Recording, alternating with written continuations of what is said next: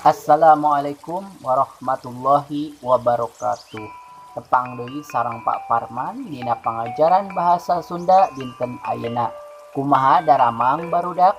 Mugia urang sadayana aya dina kawilujengan. Ayeuna urang baris diajar ngeunaan mikaweruh ngaran-ngaran waditra alat musik. Tujuan pangajaran dinten ayeuna nyaeta mikaweruh ngaran-ngaran waditra alat musik, mengenal nama-nama waditra alat musik. Naon ari waditra teh?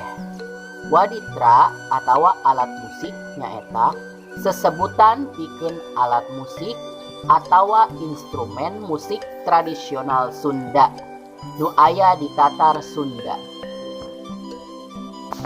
Anu salajengna jenis-jenis waditra dumasar kana cara makena. Anu kahiji waditra tiup, contona suling, bangsing jeung sajabana. Anu kadua waditra takol, contona goong, bonang jeung sajabana. Anu katilu waditra tepak, contona kendang, karinding jeung sajabana. Anu kaopat waditra keset, contona rebab, carawangsa jeung sajabana.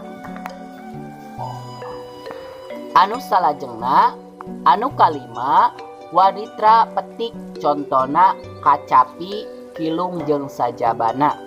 Anu kagenep waditra geter atawa dioyak-oyak, contona angklung jeung sajabana. Pancen titenan heula gambar-gambarna, tuluy cocokeun jeung ngaran-ngaran waditrana, tuluy tulis dina buku pancenna masing-masing.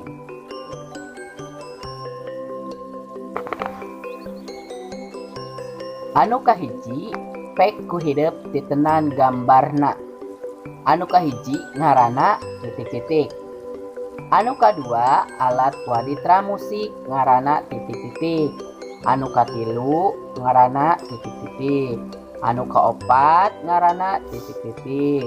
Anu kalima ngaranna titik-titik. Anu kagenep ngaranna titik-titik.